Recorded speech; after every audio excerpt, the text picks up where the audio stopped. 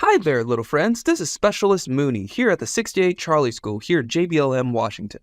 Today, we're going to learn about something called RSV, which stands for Respiratory Syncytial Virus, as it pertains to Erickson's infancy stage of 0 to 18 months, where trust and mistrust is vital in our communication. RSV, that's a bit of a mouthful, but don't worry. I'll explain it in a fun way.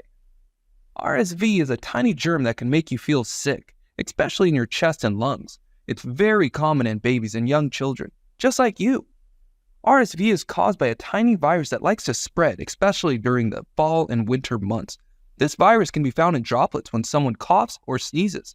When RSV gets into your body, it starts to cause trouble in your small airways, which are like tiny tubes in your lungs. These tubes help you breathe, but RSV can make them feel swollen and filled with mucus. RSV remains on countertops, tissues, doorknobs, and even soap bars for more than 6 hours, making it very easy for our little ones to touch an infected surface and subsequently touch their face or food. Remember, RSV is not spread by airborne, but rather respiratory secretions. The incubation period is between 2 and 8 days.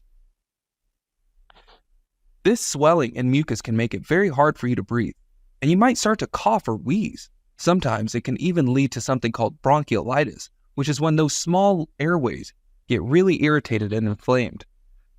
This is why washing your hands is super important. It helps keep those germs away. Now let's talk about signs and symptoms of RSV. When someone gets RSV, they might have a running nose, cough, and sometimes a fever. These are some of the most common signs that your body is trying to fight off the virus. You might also feel a little tired and not want to eat or drink as much. In some cases, RSV can cause more serious symptoms, especially for little ones. You might hear wheezing, which is a whistling sound when you breathe, or you might have trouble breathing because your airways are swollen and filled with mucus. If you or your parents notice that it's hard to breathe, you're breathing really fast, or your skin looks bluish around your lips and fingertips, it's important to see a doctor right away. People with weakened immune systems, such as premature infants, older adults, and those with chronic heart or lung diseases, are more susceptible to severe RSV infections. The signs and symptoms of RSV in children typically cause mild cold-like symptoms such as short, shallow, and rapid breathing. Sometimes they might struggle to breathe. They can have a cough, poor feeding, and unusual tiredness, and some irritability. So how do we know if this yucky virus is inside of us? When you go to the doctor because you're feeling sick, the doctor might need to do some tests to see if RSV is the cause. These tests help the doctor to make sure you get the right care to feel better. One common test is called a nasal swab. The doctor will gently use a small cotton swab to get a sample from inside your nose. It might tickle a little, but it doesn't hurt. This sample is then sent to a lab to look for the RSV virus. With the swab, we are able to run tests such as a nucleic acid amplification test. These are considered the gold standard for diagnosing RSV.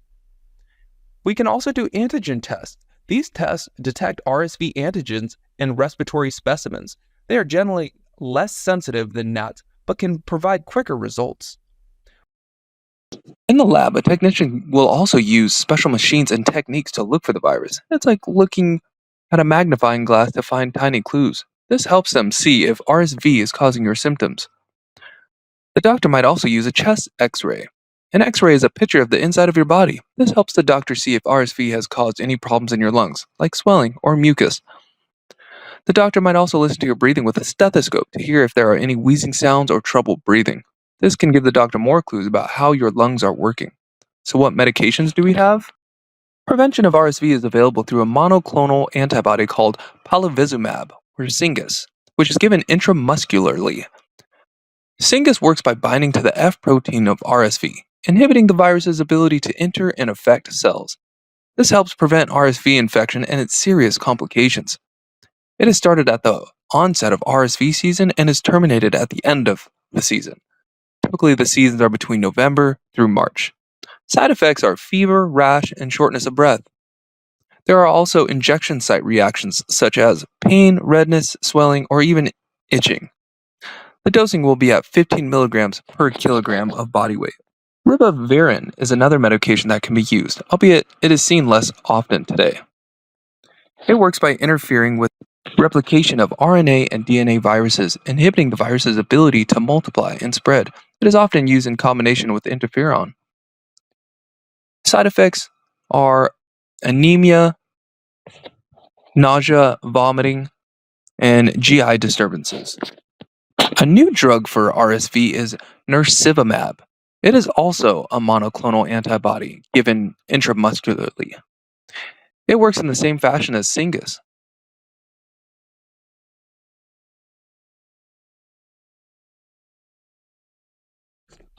The dosage for an 18-month-old child is 200 milligrams, administered as two 100 milligram injections. This is typically given as a single dose before the start of the RSV season to provide protection throughout the season. Remember, RSV is something many kids get, and it's okay to feel a bit under the weather. Just make sure to rest and take care of yourself. You'll be back to playing and having fun in no time. Rest is super important. Make sure you get plenty of sleep and take it easy. Don't rush back into your regular activities until you feel completely better. Remember, keeping clean is a big part of getting better and staying healthy.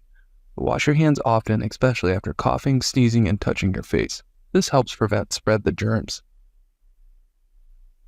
Your family can help by keeping the house clean and making sure you have a comfortable place to rest. They should also watch for any signs that you're not getting better. If you start having any trouble breathing, your lips or fingers look bluish, or you're not drinking enough fluids, tell your parents right away. These could be signs that you need to see the doctor again.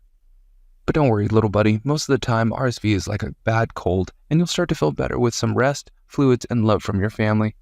If you ever feel like it's hard to breathe or you're not feeling well, it's important to tell your parents so they can take you to the doctor. Well, that's all for today. Get better soon. Bye now.